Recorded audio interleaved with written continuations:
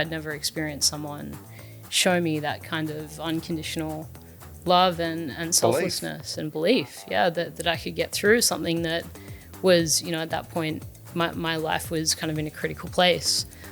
And I just said, why did you do it? Why are you doing this for me? I couldn't understand it. And he said, you know, I'm never going to know what it's like to be a 16-year-old girl going through this, but I know what it's like to be a human being going through a tough time. And I want you to know that you're not alone in that.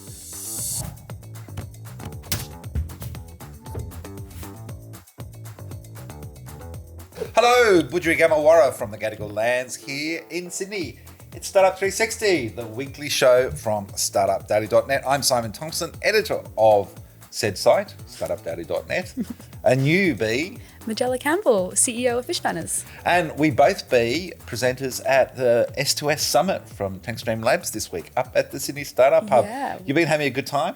I thought it was a fantastic event. It was so many people all around. I had a great time moderating a panel. I heard you did a fantastic job as well. Oh, look, I had the most amazing conversation with Jackie Coe from Relevance AI, talking about AI. Very clever audience who asked some cracking questions. Some of them really technical, so like on me, but they got a lot of value out of it, and that's the really important thing. And again, as I think Bradley Delamere emphasised, everyone has given to this event. They have all volunteered. We're all doing it to support the ecosystem, to support founders to do some amazing things. And Jackie, you know, and here's a bloke who they've raised, I think, around about $50 million. There was their $37 million, I'm going to get to billions in a minute, $37 million Series B a couple of months ago. And he gave an hour of his time to sort of talk about AI with everyone. So thanks to him, thanks to everyone involved. It's been interesting. Like the Sydney Startup Hub is buzzing, and Brad has done this as a celebration and a farewell to the hub. And I have to say I'm a combination of nostalgic and a little bit devastated that we're about to lose this really important asset for this ecosystem. It's an era. It's sad, but I think, you know, look at it from the bright side. There's an opportunity to move forward as well. You've been doing some big thinking. It's been a big few months, that's for sure. And honestly, all credit to the Fish Banners team. They have moved mountains this year.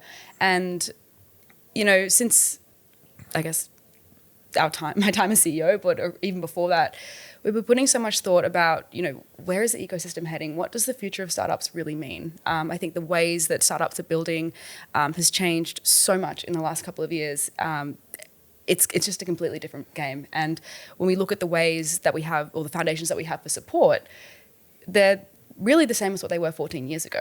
So we've got this growing gap between what we have is in terms of like ways that we connect founders and making sure that they're supported and the new ways of building. So what we've really launched to the world is what we're calling a better way to build startups. And that's better way is about connection.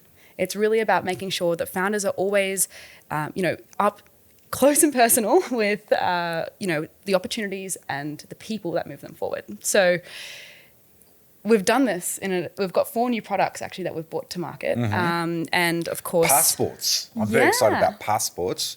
Let's start with the passports. So there's the Founders Passport. Just tell everyone a little bit about that and what's going on there. Absolutely. So again, if we go back to the ways of supporting founders currently, the ways that we connect them is usually through proximity.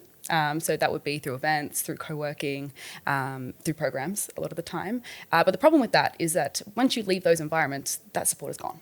You can't connect any further. There's no more events there's no more people you can meet. Yep. There also can be kind of inefficient ways of connecting across the ecosystem. So they have, say you go to an event, there's only about 5-6 people you can meet at night, and you have to go to heaps of them to be able to build them. And they also lack a lot of control as well. So being able to navigate and know who's where, it's hard to do that. So we introduced the passport model as a new way, not only to just connect people at events and through those proximity, but do that without needing to have the high barriers that typically are associated with getting into those things. So, for example, if you're part of a program, you have to be accepted into that typically.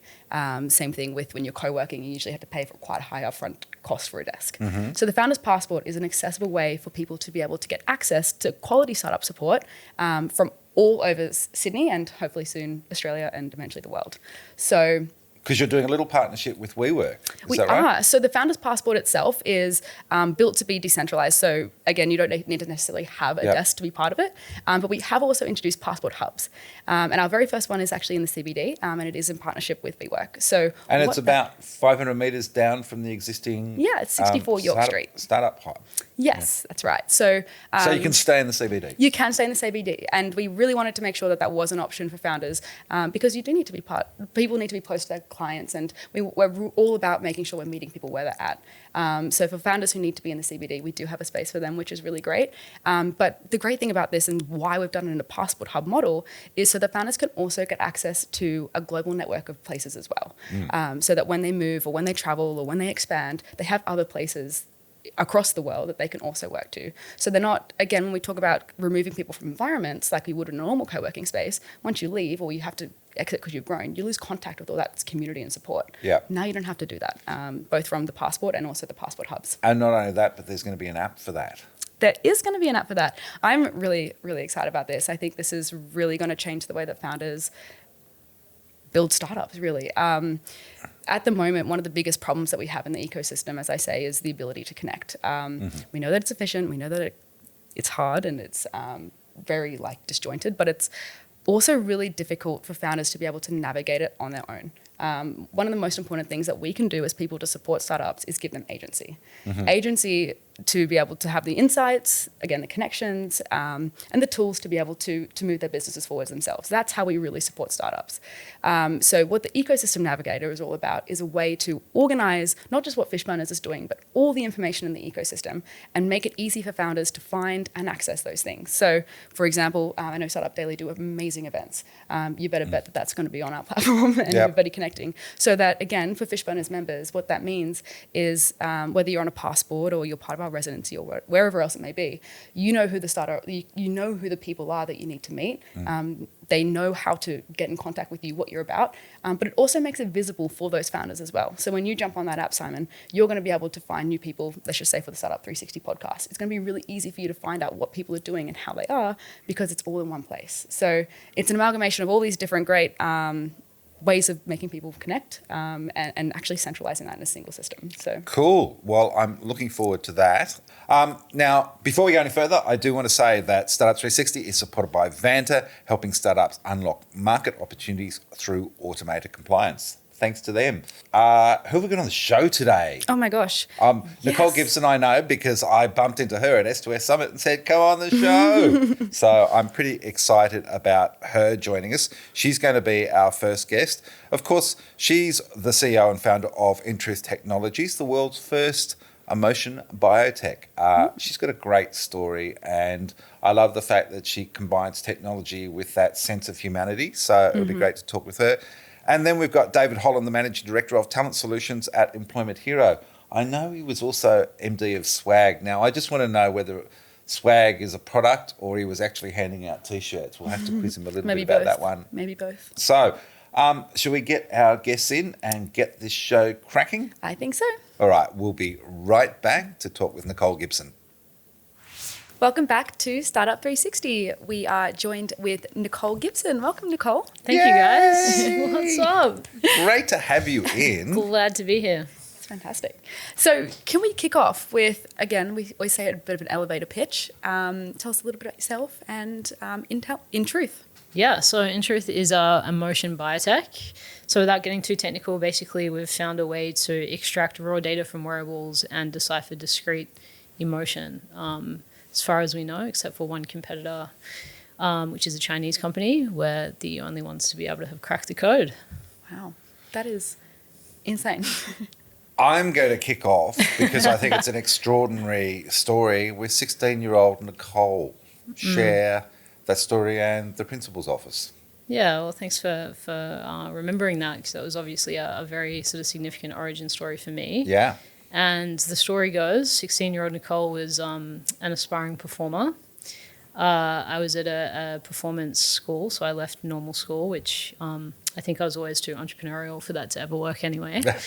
I went to 8 schools and then left to pursue my dream of performance, and, very much engrossed in that world, and also without the skills to manage my mental and emotional health appropriately, and the pressures, and that led basically, the short version of the story, to a life-threatening eating disorder, which I think for anyone that has been close to someone that suffered from something like anorexia, it's very physically confronting illness to witness, and to be around. And so I very much had an experience of many of the adults in my life, whether that be, family friends, teachers, not really know how to broach that conversation with me. But my angel at the time was one of the most unexpected characters, and that was my school principal.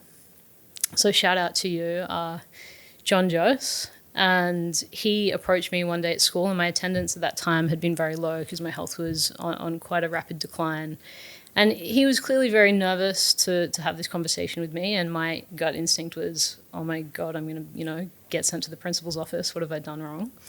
And he said, Nicole, I need you to come and have a conversation with me.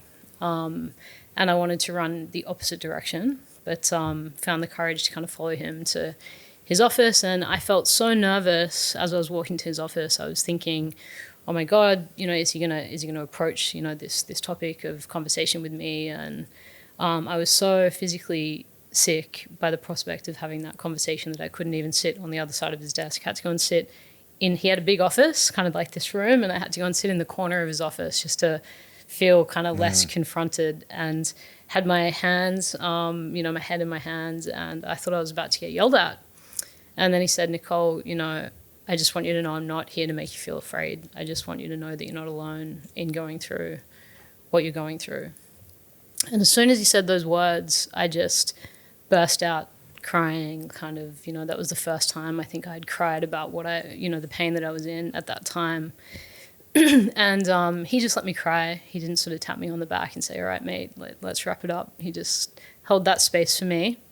And then after about 20 minutes of ugly crying, he said, Nicole, I've been an educator for 30 years, and I've always had a favorite thing to do after school. Do you know what that is? And I shook my head in no state to answer any questions. And he said, my favorite thing to do after school for 30 years is to crack open a cold beer and to have a beer.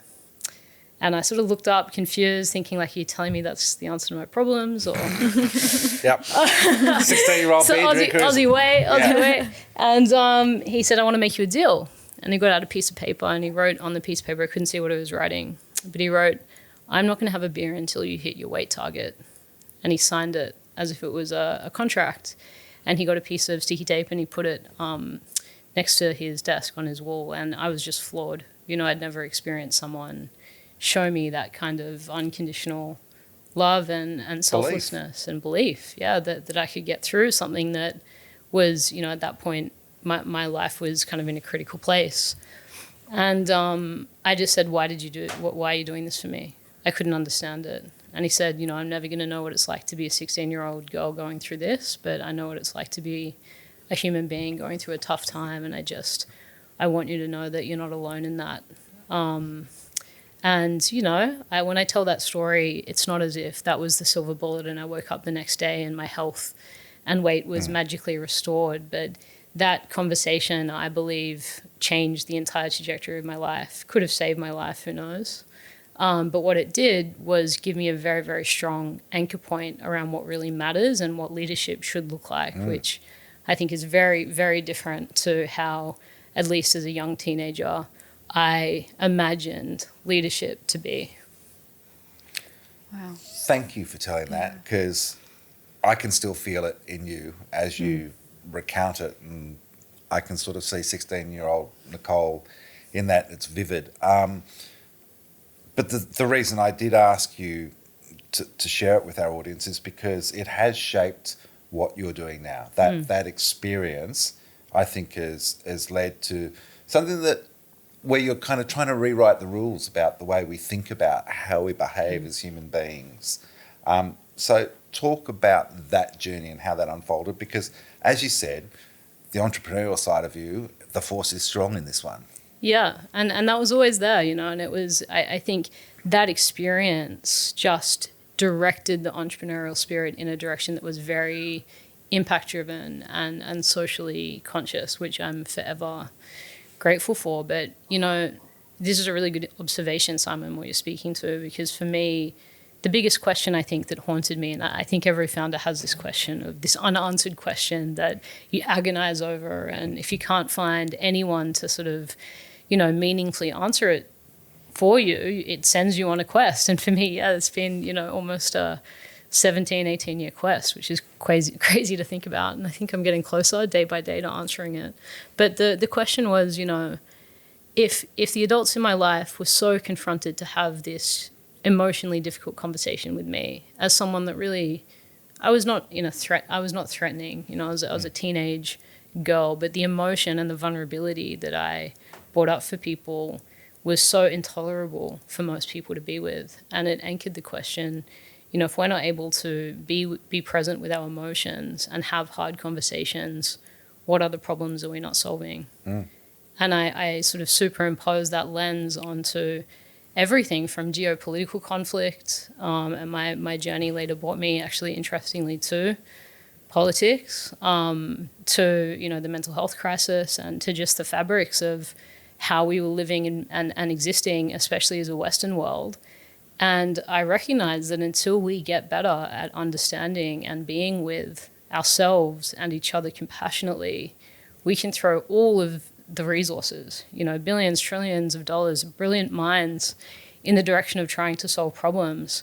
But unless we get that problem right, none of it actually changes. Do you think you learnt or have a bit of an understanding around the paralysis that comes from terror and fear? Because I think part of what happens in that communication and difficult conversations is people end up very scared, even though they do have the power and control in the circumstance, and they don't know what to do. It's such an important question. Yeah. So, you know, part of the neuroscience of what we as a team at inTruth are trying to bring forward is emotion is not what we think it is. A lot of people believe culturally that emotion and feelings are the same thing, and so let's create sort of an important distinction in neuroscience. Emotion is precognitive. It's driving 80% of our behavior. And so by the time I ask you guys, how are you feeling? And you might say, I'm feeling excited today, or happy, or, you know, whatever the answer might be, you've actually experienced, you know, 50 to 100 emotions by the time your brain's caught up with that experience. And so there's so much unconscious intelligence that's sitting in our nervous system, our physiology, that we do not understand because our brain can't process it more rapidly enough, and yet it's driving the majority of our behavior. And you know, that's a really important thing to understand, because that paralysis that people feel, it's not a lack of care. You know, when you need to have a hard conversation with, you know, your child or your parents or a partner or a co-founder, or you have to fire someone, you know, as a CEO, like, these are hard conversations, and you care deeply, and yet still you can find yourself in this emotional retraction of like, oh, the dread, you know, the terror of having to have that conversation. And there's a way to explain that. You know, we'd need sort of a 2-hour podcast to explain that, but there's a way to explain why that happens, and how our nervous system's conditioned to retract to what's familiar to it and to not extend itself beyond the comfort zone. But there is one hack, you know, to keep it short, that's very practical, that I can leave, you know, you guys and your listeners with. Yes, and please. Okay, so I've done this work with, at this point, you know, hundreds of thousands of people around the world. And when I say this work, having these kinds of conversations, facilitating people, giving talks, listening to their stories, holding space for them. And so often when we're confronted with those moments, the inner dialogue is, what if I say the wrong thing? What if I do the wrong thing? What if I make it worse?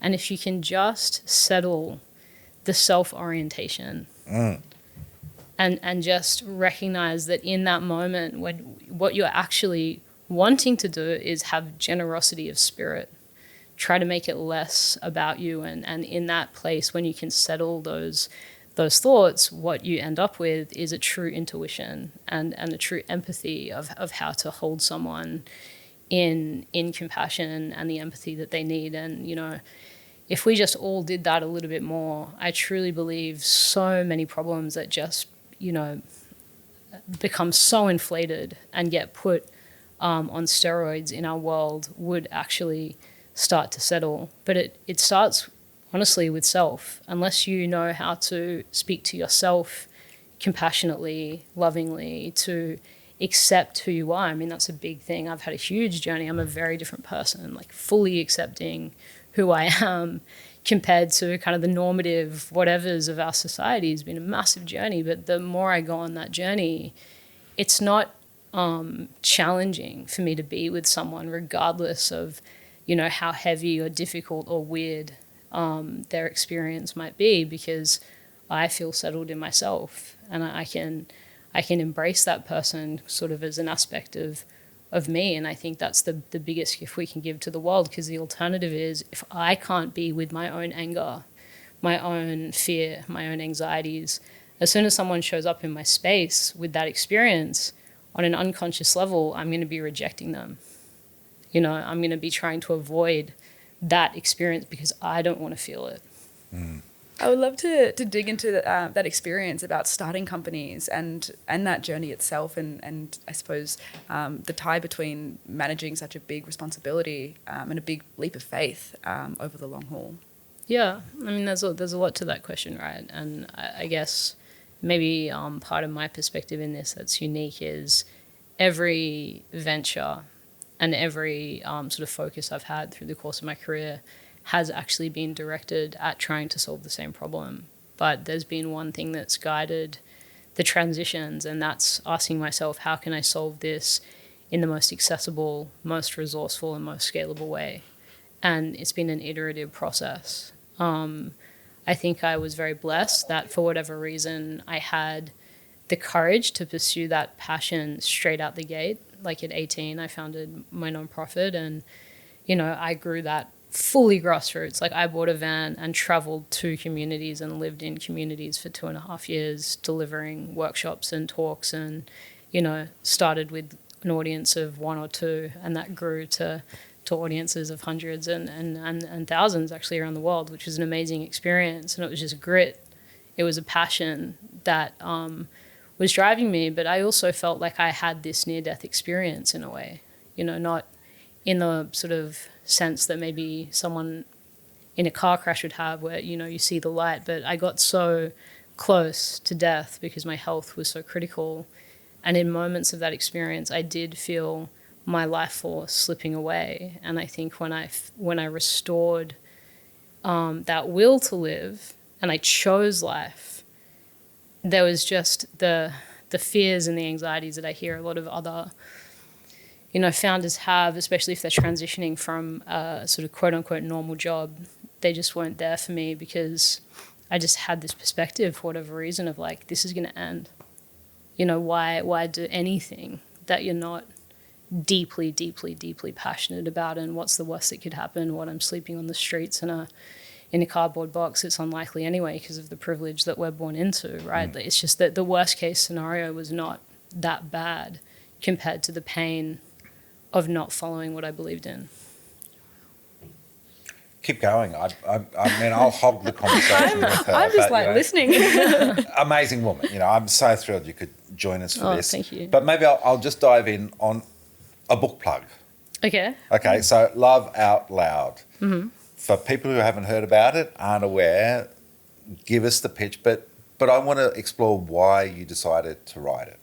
Yeah. It will always have a special place in my heart. And I've published 2 books. My second book is called Legacy Disorder, not to divert the question, but I wrote a book about love, which is Love Out Loud, right? And I wanted to really philosophically explore what it was, you know, and as the book is prefaced, I wanted to bust the myths because I felt like Hollywood had just bastardized it basically and sold us this incorrect version of, you know, love is Prince Charming completing you, and that's what love is. And I had these different experiences where I found love in like very innocent, intimate moments with human beings, and I wanted, you know, to give myself the space. And I think that like I am actually, you know, before most titles a writer. It's a very core part of who I am because the process of writing allows me to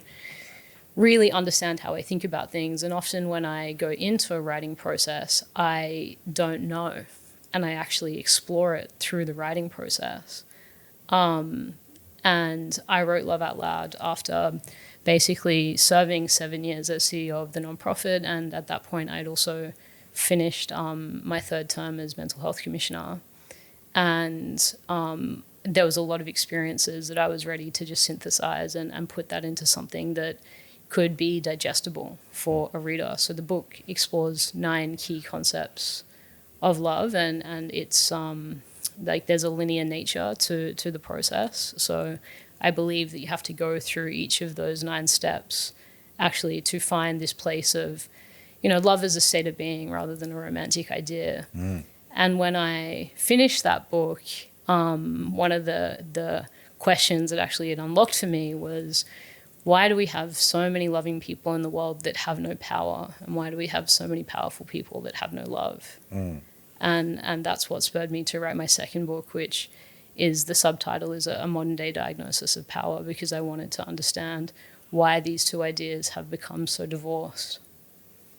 Because I go back to the idea of love as sacrifice, and the principle in something as simple as saying, I'm not going to drink a beer until you're in a good space. It's a sacrifice that is also an act of love. Yeah.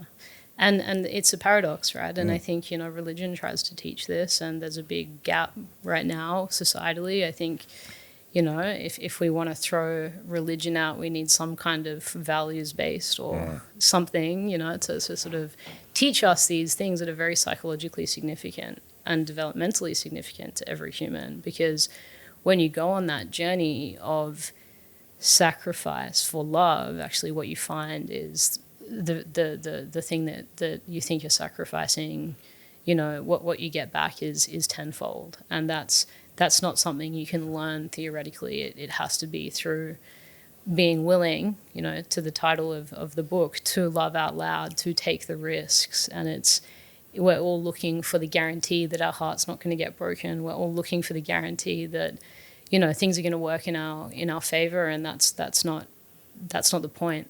The point is giving the moment all you've got and becoming resilient enough to deal with whatever comes back as a result of that, because you expand as a human being. And I have a couple of friends in LA when I first moved to LA, and they're a couple, and the guy's this sort of like old school rock star. We had this debate one time about the human soul and what a soul is. And I'm an idealist, and I think everyone is innately good underneath all the layers of sort of whatever they're dealing with, and that of course we're all born with a soul, and that we all have an opportunity to sort of become one with our soul. And he had a very interesting perspective, obviously living in LA in that world for many years, and he said, Nick, I think the soul is earned. I think you have to earn your soul. And the more I think back, this was many years ago that he said that to me. I think that there is a truth to that. I think we have to earn our soul. Well, that kind of goes to the Buddhist philosophy in terms of, achieving enlightenment, Dharma, and just sort of work. You got to work on it. Exactly. You're not granted it. You've got to work on it. Yeah, that's right. It's not that it's not there, but it's through right action, that comes to the forefront. And part of the thing that pains me so much about the tech world is it's just this completely missing conversation. We have some of the most powerful people in the world that it's not even on the radar of importance when it comes to at least publicly the things that they speak about, and it's often the same with political leaders, and this to me is it's a travesty, especially because we're about to, and we are inheriting unsubstantiated amounts of power with no emotional or spiritual maturity to handle that power appropriately. Yeah, such big topics. It's hard to segue. I'm like, wow, which direction do we go? Welcome to our first 4-hour edition of Startup 360. Just a little while ago, you was talking about expanding as human beings, and also, I guess, that sense of resilience. I would love to know how that shaped your leadership and the way that you work with your teams now. So my personal kind of spiritual journey and how that has shaped my leadership. Yeah, it's very core. It's well, firstly, I've never had a boss, right? So I have no idea what it's like to have a boss. So I had no reference point around, what it meant to be a good boss or an appropriate boss. So I had to come up with my philosophy somehow. And the way that I did that was to really ask myself, how would I want to be treated if I was being employed by someone? And for me, my values are very much about, freedom and truth, even if it's uncomfortable. So it's not love, always in a warm and fuzzy way. It's like if there's a problem that we have to solve, this we need to have the resilience to be robust about this and to face it head on. And, I'm very anti a culture of avoidance. If there's a conversation that we have to have, you've got to have a character that's strong enough to confront that. And I find that if you foster a culture like that, the way that you solve problems is far more interesting and dynamic. And I think it's Jordan Peterson that says,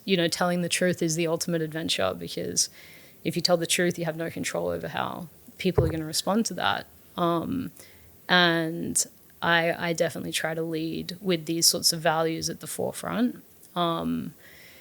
Like any founder, sometimes I'm in over my head and stress can cause me to contract in these ways. But I think it's these practices that I have personally that I would consider kind of my own sense of spirituality that I always try to be led by, and not the constant kind of pressures and, being having the sort of normal narratives beaten into you as a founder around sort of capital at all costs and it has to be this way. And, I think a lot of that's bullshit. I think if you look at the people that have truly made, centuries and centuries of change on the planet, they weren't following a rule book.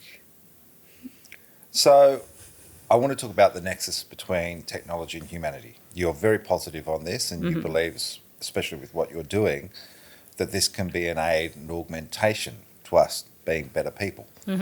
So talk to me about that idea and how we get to do it, because it seems so much of the technology we've developed, and social media is a good example of it, it goes the opposite way and it appeals to our worst angels, our devils. It's a big question. Okay, so let's start here. A lot of our advanced technologies are being built on synthetic data. And by synthetic data, things like user behaviors and language. Part of what I believe will make the world of difference to move technology in a more intuitive direction is to have larger and larger biological and physiological data sets that are growing that intelligence.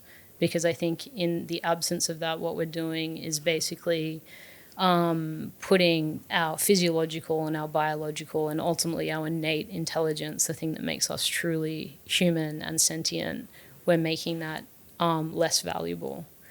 And that's a really big concept, right? But I don't think the only way to train AI models is through language or synthetic data, and that's exactly what we're trying to do at inTruth, is to build a comparatively large data set using physiological and biological data so that we have technology that understands what we are in our truest form, and not just like a digital copy of, but actually something that illuminates our inner world, that helps humans awaken to the aspects of ourself that we're asleep to, which is a huge part of who we are. I mean, the most sophisticated technology in the world is nature, is us. When we look to the future, what excites you about the world, and most particularly, I guess, technology? I think anyone that's working in AI right now, I would hope at least, wants to see a version of what is about to unfold that is utopian. It's not guaranteed, I say constantly, every day, to whoever will listen, that we have to make that happen. We have to put capital in the right hands. We have to, think about problems in the right way. But I think we have an unparalleled opportunity to create a world that has true equity, that eliminates huge amounts of suffering in our health, in poverty, in resource management, to explore worlds beyond ours. I think these are incredible things that excite me, to no end. I just want to see us do that and keep what makes us truly human intact. And I don't think that that's guaranteed. That's something that we have to make happen. And that's going to mean, I think at a certain juncture, questioning our obsession with profit at any cost and with control against other nations. Nick, you bring what I call a quiet strength to everything you do that always astonishes me. I am so grateful you had the time to come and talk with us today. Thank you. Thank you for joining us on Startup 360, and here's to changing the world and all of us to be a little bit better at what we should be doing, and that's being human. Yes. Thank you, guys. Thank you, mate. Great conversation. We're going to take a quick break. We'll be right back with 10X. Welcome back. You're watching Startup 360 with Simon Majella, and we're joined by David Holland, the Managing Director of Talent Solutions at Employment Hero, or as he's known to most of the do we call them heroes? We call them heroes. Yep. Love that. Dutchie, that's right. I'm going to start with that. How did Dutchie come about? I know how it came about. Yeah, but there's a bit more to it than that, because during my formative teenage years, there was an Australian Test cricketer called Bob Holland, who had the nickname Dutchie. And Bob played, I think, 7 or 11 tests, not a lot of tests, but he played more tests than most people, but he was pretty ordinary. And most people think I got the nickname because of my ordinary abilities on the cricket field as well. So that was it. But yeah, the surname Holland. Are you a batter or a bowler? Neither. Okay. Outfielder. The further out, the better. Boundary sweeper. Yeah, that's the one. That's the one. I think any young man who played cricket and you're stuck on the boundary, you kind of know your place in the cricketing pecking order. Absolutely. Yep. Yeah. Someone's got to do it. That's what I'm going to say. So give us a little bit more of the Dutchie story. I mean, it's really a story of two parts. Grew up in Sydney, of course, and for the first 20 years of my career, I was a finance bloke. I started out just across the road here, actually, at 201 Kent Street at Price Waterhouse. Oh, wow. So that was just parked there earlier, so that's a bit of memory for me. Started out accounting after university and used that as a segue into deals. And I ended up in London for 11 years working in investment, fund management, private equity. At the tender age of 43, having returned to Australia, I was just a kid, yeah. It seems like it's nowadays. I was at a bit of a crossroads. Took some really good advice, one of which was, if you don't do something different now, you never will. And fortunately, coincidentally, was at lunch with a bloke called Ben Thomsen, who had this crazy idea that he was working on in employment. And he originally, I jumped into Employment Hero for, I think, 5 weeks. I had a gap before I headed off to Europe for a bit. And he invited me and said, can you come and give me a hand on a few things? And I came back from Europe and just joined there. And that was just over 9 years ago. Yeah. So for the last 10 years, I've been an HR geek. Oh, I love that. It's a little bit like Koshu. I think when he did Breakfast TV, he originally came in for a couple of months and then it turned into a 21-year career on breakfast television. So, Dutchie, you've been doing a similar thing for 9 years. Yep. You ready to do 10X? Sure. You ready? Don't know much about it. Okay. Let's just imagine you are batting, tail ender, but we are going to bowl a lot of bounces. Fantastic. Look forward to it. Coming steaming in from the Randwick end is Majella. So, starting in finance, I want to know, what is one lesson you learnt from investing that you still use today? Yeah, right. I think the obvious one is numerical literacy. My background is I studied accounting, I qualified as an accountant, I went into deals in due diligence. And so I think there's definitely an element of being financially literate and knowing your way around numbers.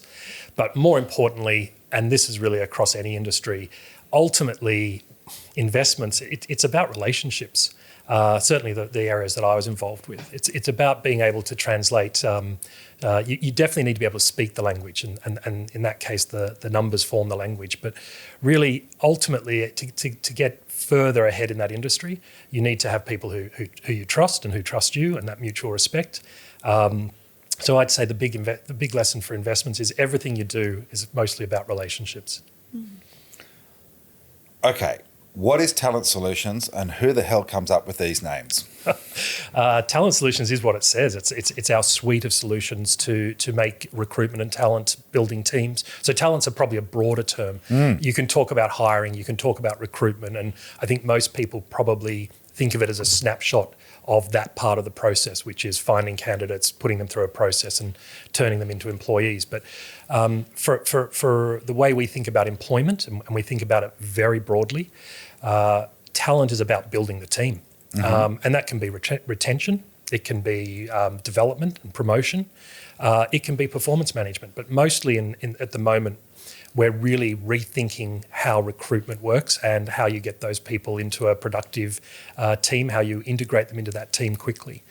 So we're reimagining recruitment, starting with candidate sourcing and engagement, profile building. So talent solutions for us is everything that you need as part of the employment operating system: HR, payroll, benefits, recruitment, retention. That's all what we're talking about. So the talent solutions is the bit about building the team. Ah, there you go. See, I just had visions of a show called Australia's Got Talent Solutions, where everyone gets on there for a job.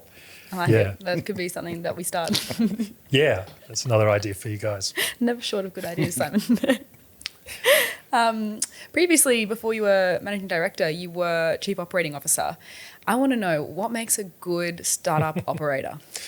So I think the byline I have on that, where I think you got that from, is jack of all trades, master of some. Yeah. When I joined, that was the title that I joined. I think we were 12 people at that point in time, and we were very much integrated. We were being incubated by one of Ben's other businesses, and I think I came in with a blank sheet of paper. My first experience of a startup ecosystem was joining Employment Hero at the age of 43. I hadn't really been involved with early startups through my financial career. We'd been mostly buyouts and growth. So it was literally a case of making it up as we went along.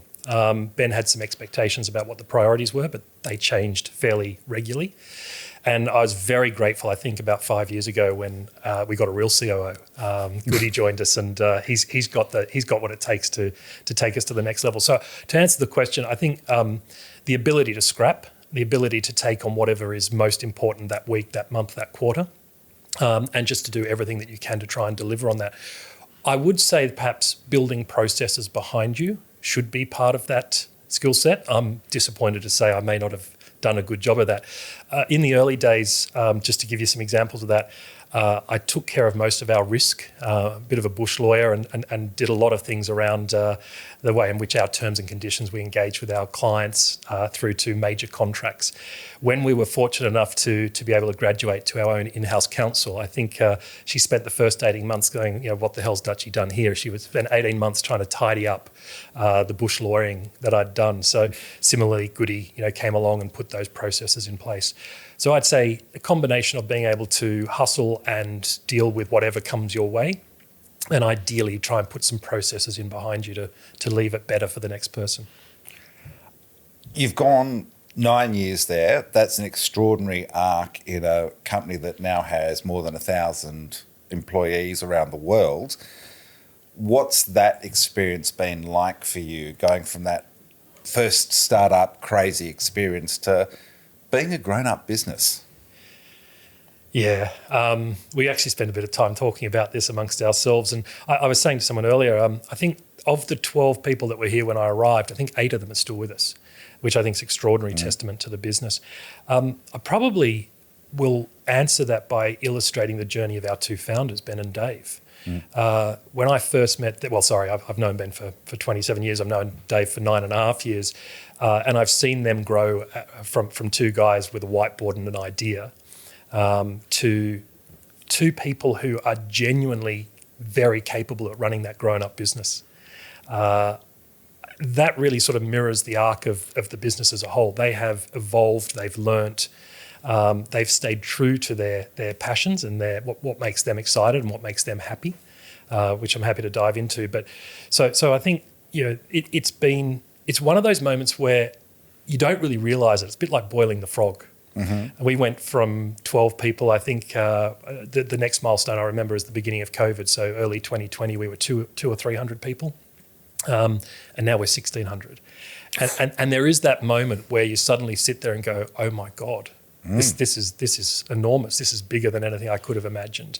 I don't actually recall exactly when that was, but it happened sometime in the last few years. And now we wake up every day and we're a mature business. But what's really important to us as a team, but also I think to the success and the continuing success is that original DNA. We can talk about being day one, we can talk about being ambitious and all that kind of stuff, but the willingness to take on really hard problems and want to solve those, that's what started Employment Hero. The problems that we set out, that Ben and Dave set out to provide a solution for, were epic. You know, employment is really hard. Payroll is really hard. Building and retaining and motivating and keeping a team on track is really hard. And yet 10, 12 years into that journey, that level of ambition still stays there. And I think it comes back to our own recruitment processes. We recruit people who are up for that. And I think even though we're a grown-up company and we've got some grown-up structures, I just had to go through and renew my acknowledgement of our latest policies and procedures, and that's certainly when you know you're a grown-up company. But the DNA of the business is still, we want to take on big problems and make employment easier and more valuable for everyone. And it sounds trite sometimes, but it's just at the heart of us as a grown-up company, the same as it was when we were in the kitchen at Wynyard Station. But even NAB found out this week that payroll is hard. Yes, yeah. I mean, there's been some people tripped up by that, including the Fair Work Commission. Yeah. So, yeah. you know, payroll's... That's where irony sort of really comes home to roost. Yeah. I mean, it's worth... payroll's been a big part of the journey. We've got a lot of founders in our business. Ben and Dave, obviously, is the founders of Employment Hero. But we're lucky to have two of the founders of KeyPay, Phil and Paul, who are with us and joined the business after we merged them together. And I just admire the business they built. That payroll business was incredible. Now Employment Hero Payroll. I want to talk about hitting unicorn status. This is something that people, a lot of founders, put their blood, sweat and tears into. Can you tell us a little bit what that was like? Yeah, I'd probably reflect more on Series A because it wasn't huge by any means compared to where we are today. I think it was a $4.5 million raise on a 9 or 10 million pre-money ad. But for a business that was, really living hand to mouth, Ben was incubating it, bootstrapping it, and to go through that phase, I almost think that the 0 to 1, the startup to Series A is probably the hardest part of the journey. But you'd have to ask the others around that too. But unicorn was great. I think we were the 8th or 9th Australian business to reach unicorn status in that industry, and it was a big moment for us. And as I said, celebrated hard 2022, or I think it was. But in true Employment Hero style, that celebration lasted about a week. And then we started talking about how we become a $10 billion company. Yeah. So I think that's really indicative of the Employment Hero journey under Ben and Dave. Every milestone is set. It's ambitious. We talk about our BHAG. We put these lights on the hill that after a couple of years you are able to reach out and grab. And as soon as you grab them, big celebration, move on. What's the next one? Yeah, new hill. So, and as I alluded to earlier, there's no shortage of willingness or appetite to take on big problems. So as the platform matures and the platform gets bigger, sometimes referred to as the train set, as that gets bigger, it actually provides us with a platform to do even bigger things. The concept of having 2 million people being paid through a platform would have been inconceivable 10 years ago to us. That was several BHAGs in. But now that we have it, the opportunities that it opens up is incredible. And actually, I was talking to a founder yesterday of another business, and they've kind of reached a bit of a plateau. And I said, "Are you gonna take the offer and move on?" And he said, "No." He said, "Even though it's stalled in its current format, it's a little bit cyclical, but I can just see the opportunities with what we've created and AI and the new world and all that kind of stuff." He said, "There's too many opportunities I can use this platform to go forward on." And I think that's where we are today. We've built an incredible business, but it's $1 billion plus, it's $2 billion plus. I think the next challenge is to use it to reach the next milestone, which will be 10. Tell me, what does Dutchy downtime look like? How do you, it's full on building a business. So what do you do to sort of wash away the dirt and de-stress? Yeah, well, my life changed dramatically a couple of years ago because we had 3 kids doing high school. And in November, they were completing their HSC, which is the end of a journey for any parent. We had 3 of them doing it. And all at once? Yeah, and then by... Oh, my gosh, and you survived? Yeah, and so did my wife, more importantly. But by February, they're all gone. Oh, wow. Yeah. They were off at 2 down at Canberra and 1 over at UNSW, and we see them, and we talk to them a lot, but you're no longer running around trying to get them to and from activities. You're no longer picking up the pieces of, whatever the latest drama at school is. Not that ours were terribly heavy on that front. And then, so for the last 18 months, my wife and I have had a lot more time. And I've got, and the honest answer is, apart from a bit of sailing, we've probably spent more time together as a couple in the last 18 months than we had in a long time. Know that feeling. 18 years of raising a family. So that's most of the downtime. The sailing is probably the biggest distraction for me in terms of other alternatives. Little bit different to some of my colleagues on the leadership team. I probably spend a lot less time reading. I like podcasts. I like listening to what's going on around the world. My future, one of the things I'd really like to get back to is new experiences. So definitely travelling, hopefully with Employment Hero. But I think that opportunity when you're younger and everything's new people, new contacts, new experiences is great. And I think over a 30-year career, that I've lost a bit of that. So that's the future, hopefully. Oh, maybe a round the world race on a Volvo 70. That's the kind of thing you look and you watch, and I spend a lot of time watching that, and you think, I could do that, and then you really think about it, and you go, no, not in the Southern Ocean. No. The best part is watching. Yeah, we could talk about that later. Yeah. But you spend upwards of 40 hours a week talking about the future of HR. Mm-hmm. What does that look like? What are your predictions? It's going to be very different to what it is today. I think there's an element of that question, which is what do careers look like in 10 years' time? I think people on this show have been asked that before and have declined to answer. I'm going to do the same. I think what will remain the same, and I hark back to an earlier answer, is human relationships. I think irrespective of what system of business and government we end up with in 10 years' time, that will include a lot more automation. It will include a lot more technology.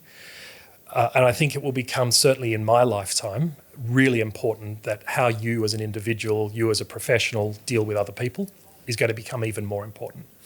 In terms of what HR recruitment, what we call the employment operating system looks like, it's really exciting. We're just at the beginning of the agentic journey. We've been using AI for years as it's matured from basic algorithms to more the ability to train algorithms on larger data sets, of which we have enormous data sets. And that's been really exciting to see. But I think the emergence of the agentic workforce and how that's going to level up professionals is really exciting. I know there's a lot of conversation about AI replacing humans. Any big step forward like this across the last many centuries has resulted in displacement. I'm very much a subscriber to the view that technology will augment and enhance humans in a different way to the way we work today and the roles and the careers and the industries that we work in. But I very much see humans and human relationships being at the core of the workforce for the rest of my lifetime.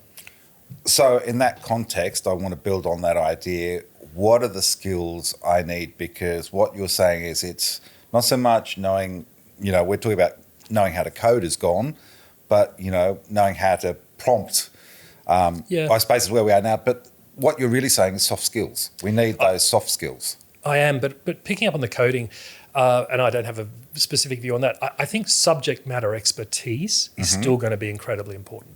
So, people often ask, what do I tell my kids to study? What do I tell my kids to do for a career? The answer was, I said to them, go and pick something you enjoy and go and have a really great time for as long as possible. And they're doing a pretty good job of that. I think subject matter expertise is going to matter. And it's going to matter because even if you come back to the prompt, how do I build better prompts? Building prompts will become a skill, and I think we're seeing the emergence of that now. But if you've got the subject matter expertise to chase the answers down, I think you will get better results. So pick a topic. Law. I think AI in law is being touted as where a graduate's going to go, where a graduate's going to get trained because AI is going to replace them. I don't see that happening in the next 5 to 10 years. I think the ability to have human experts drive the technology, to drive the LLMs, to drive the agents is going to remain critical. And if you want to be a brilliant lawyer in 10 years' time, having the subject expertise about the way the law works and particularly the way your area of law works will make you a much better professional. Yes, you'll be engaging in technology. Yes, you'll be turning out a lot more work. The good news is there'll be a lot more work to turn out. And I think that applies across, most white-collar roles. Having that subject expertise. And the advice I would give people is the same that was given to me and has been given to many people. Choose something you're passionate about. If we could go back to May 2016, when you started your time at Employment Hero, what would you do differently about your journey? Very little. Very little. I think it's been an incredible experience, mostly because of the foundation that Dave and Ben and the team they've built have provided. So it has been a case of, at least from the outside, stepping back, big picture. We appear to have bounded from success to success. There's been a few traumas behind the scenes across the way, as you can imagine, but I think honestly we've kind of threaded the needle. From a personal perspective, doubled down,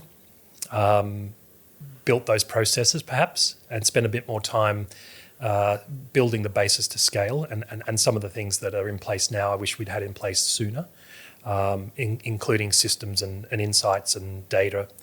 But honestly, very little. And if I was talking to myself from a personal perspective, it would be lean in harder, buy more in Series A's. Great. There you go. Dutchie, what's your favourite nickname at Employment Hero and how did they get it? There are some very fun ones. There's some that aren't fit for publishing, so I can't mention those. I'd probably pick one of the original gangsters. He's been with the business for longer than I have. He was an early AE sales guy. He's still an AE. He's just a really, really good sales guy, and he embodies the hero ideals of, he's a mentor and a helper and someone who's really helped grow in the business, and that's Sea Dog, which is pretty tame, and it's pretty obvious when you know him. But there's some good nicknames, but as I say, not fit for publication. All right, Dutchie Holland, great to have you on the show and joining us for 10X. Thanks for your time. Thanks for having me. Well, mate, last round of the AFL this weekend. Yeah. Swannies are playing the bottom of the ladder team, the West Coast Eagles, but West Coast Eagles have one win this season, and guess who they had it against? So we'll see how it pans out. Yes, well, What are you hopefully doing? it's a little bit better than last week. Yes, that was, we tried for a while against Geelong, but never mind. What are you up to this weekend? Hoping it will stop raining? Hoping it will stop raining. I plan to be packing some boxes, so I'm hoping for a less rainy Saturday. But Well, you're inside, sort of saying farewell to the Sydney Startup Hub. Yeah. This show is a private media production, produced and edited by Matt Jackson. Of course, thanks to Ella Walsh, James Vass and Vanta for their support. Subscribe to the show on Apple, on Spotify, and of course you can watch it on YouTube with us in all our glory. We teamed up well today we did. in black. I need back in a black. Startup Daily shirt, and Yep. you need a Fishburner shirt. Yeah, you got to get your Fishies one with your Our new little- logo. Yep. New logo. You didn't tell me about that. You didn't like it? Oh, you didn't see it? I wasn't paying attention. You were standing in front of the photo I used. Oh no, that was our old one. Yeah, there you go. Well, there you go. Well, it's a new one. All People right. either love it or they hate it. So either way, it's a good logo. Oh, everyone's got an opinion on logos. And that's the way thing. That's the Okay, thing. but that is it. So watch on YouTube, look out for the new Fishburners logo, and don't forget to read startupdaily.net. Have a great weekend. We'll see you next Friday.